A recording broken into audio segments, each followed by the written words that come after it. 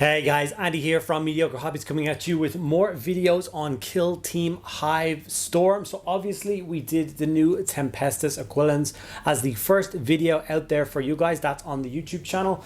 We did do the Vespid Stingwing video. That was for YouTube members and Patreons. It's an exclusive video for those guys. So if you want to get access to that, you're gonna have to jump over to one of those. And today's video, it's time to tackle the scenery from this kit. Obviously, in this particular box set, you do get quite a lot of scenery, which is of course a very good thing for Kill Team, especially. You need a lot of dense terrain on a table to make the game really work, but that can be quite daunting for a lot of people. So in today's video, I'm going to show you guys a very quick, easy and accessible way of painting this scenery up, which requires just a little bit of dry brushing, some weathering powder, and a very short amount of time. So hopefully you guys are excited to see how I pull this off and get your scenery on the table very quickly. Before I get into it though, I just want to say a huge thank you to all of my active patrons and channel members. Without you guys, I could not continue doing what I'm doing. So from the bottom of my heart, thank you so much for continuing to support the channel. If you want to check it out for yourself, there are always linked down in the description below. There's a bunch of benefits for getting involved, including extra videos every single week. Okay, yeah, without further ado, let's dive in and get this scenery painted up. Step one of getting this building painted is actually getting the walls themselves having some color. So for this, I'm going to choose a nice dark gray, and then I'm going to build it up lighter and lighter through 3 stages of dry brushing until we get a really nice base coat across the entire piece. Okay, so like I said at the beginning, step one is to get some base coat on the kind of underwall. I know it's kind of hard to explain what I mean, but basically there's a wall and then everything else, all the rest of the details slapped on top of that. So we're going to start with Skaven Blight Dinge. These steps are all dry brushes. So it's going to be a heavy dry brush of Skaven Blight Dinge, a medium dry brush of Dawnstone, and then a medium dry brush again of the lighter one, the Grey Seer. So those are the 3 dry brushes we are going to go through the process with. So with these Skaven Blight Dinge, as you can see, it doesn't change the color too much. We are just starting to build up the wall color. Having not a lot of paint on, but doing lots of passes will give you this really nice result on the wall. Now, the choice of going for like a dark gray, that was deliberate. I'll talk about it later in the video a little bit, I'm sure, but the concept that scenery is not something that should kind of steal your attention when you play a game. It is there to complement and accent the miniatures. So if you put an army down or a kill team down, it should be very obvious when you look down on the table where all the members of each kill team are, or all the squads of an army are. They should be the kind of primary focus thing that draws your attention. So keeping scenery kind of muted and dull, I think, is the best way to go about it. That doesn't mean it have to be like poorly painted or forgotten about. It's just more about the kind of tones that you pick. So here's the Dawnstone coat after being put on now, and as you can see, it's already looking really, really nice. Grey Seer being the final coat. And then once again, it gets, every time you go for a layer of a dry brush, you're going to get lighter and lighter and lighter. You just want to catch those sharp edges with those extra detail and make the wall kind of pop a little bit. Really happy with this first result. Like, obviously I wasn't 100% sure. I've never done this technique of gray walls before. I've done pretty much every other color under the sun, but not this one. And yeah, when I got to this stage, I was really excited to see what the scenery was going and what it was going to look like in the end. I'm now that I know what it's fully like, I'm actually really excited to go away and paint the rest of the scenery. So I'll be doing that very, very soon. Step 2 of getting this model painted up is just to add some contrast colors onto all the details that you want to have detail on. There's definitely so much detail built into these miniatures, and you do not need to paint it all. Remember, scenery is a backdrop to the game that you are playing. Your main focus should always be on the miniatures on the tabletop. The scenery should not be super bright and super gaudy and super distracting from the armies or the kill teams that you're using to deploy. So choose wisely how much you want to put on and how much you want to leave off.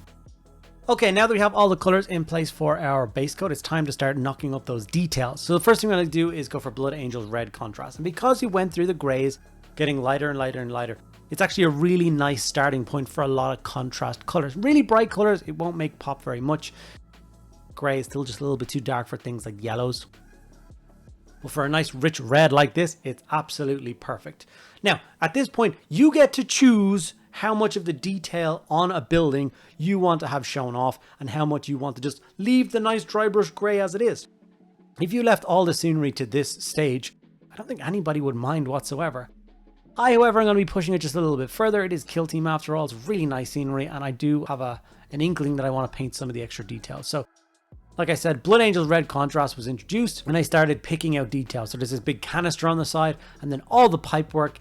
And then I decided in the end actually to do the door as well, but the inner door red as well. So my thoughts were not to pick too many gaudy colors. Originally I was going to do the door a different color. That's why it's not red in this shot. But in the end I did decide to go for the same thing. Black Templar is used for all the pipe work. Also the cog symbol on the wall, obviously the symbol of the Mechanicum, the great builders of the Imperium. I was thinking about doing this in like a gold or a brass color, but I went to the reference pictures for it on the box. It was the half black and white cog. So I was like, brilliant, I'm gonna go for that. So obviously Black Templar contrast, and I painted half the cog symbol in black. I then also decided to paint all of the kind of wiry pipe work, all the bits that's kind of ridges. I did all the hard pipe work in red and all the soft pipe work was going to go in black. And as you can see right next to the door, there's actually two different pipes there as well. One's meant to be red, one's meant to be black. I noticed those afterwards, so I went back in and filled them in. And this is the thing with scenery, you're going to have to keep paying attention as you go along. You're definitely going to be missing steps as you go. You're going to have to go back and forth, making sure you get all the details. Sorry for the state of this pot. There was a spillage which left this pot kind of stained. Apothecary white is the color. And all I'm doing with this is doing the other half of the cog symbol itself. This will just give you a rough idea of what kind of white. Like I said, this is not like the pristine thing. This is an old ruined building. This building may have been erected a century ago. So it's okay for it to be a little bit faded and a little bit worn, a little bit wrecked. Here I am painting in the inside of that door. And like I said, it's the inside. The frame of the whole door is going to stay the same kind of gray as the building. I'm just going to paint in the red, which works really nicely, and I was really quite happy with the result when I did bother to block in all of those colors.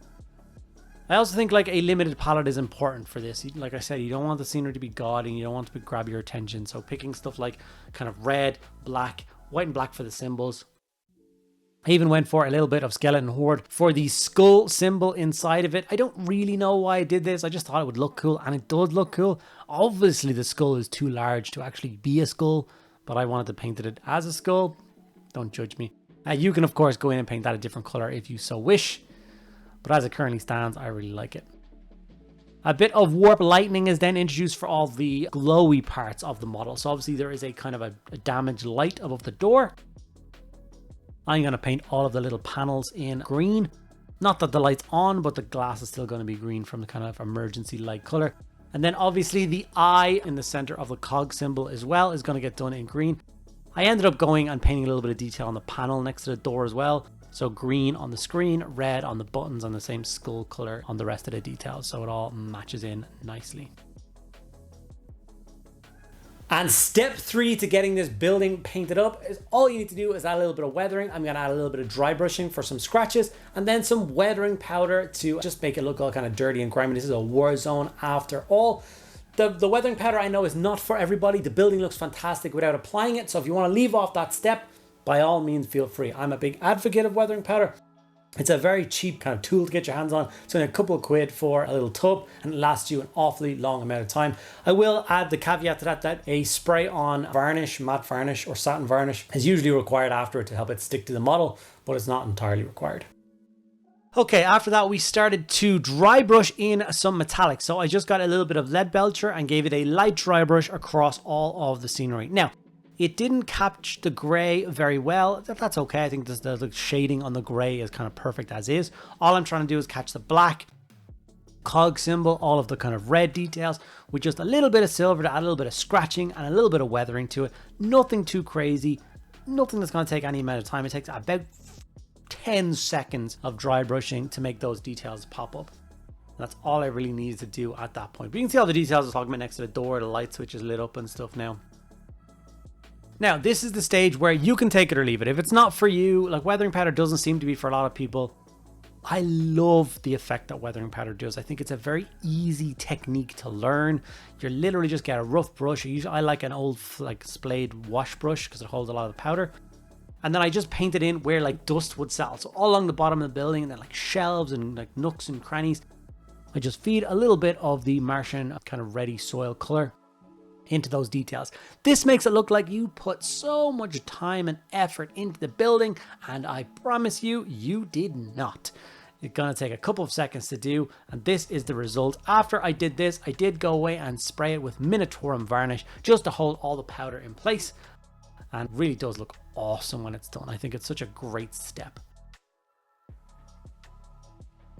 And step 4, the walkways themselves. I'm going to keep this very easy and just add a very light dry brush of lead belcher across the top of those, and then Bob's your uncle, we are ready to rock and roll.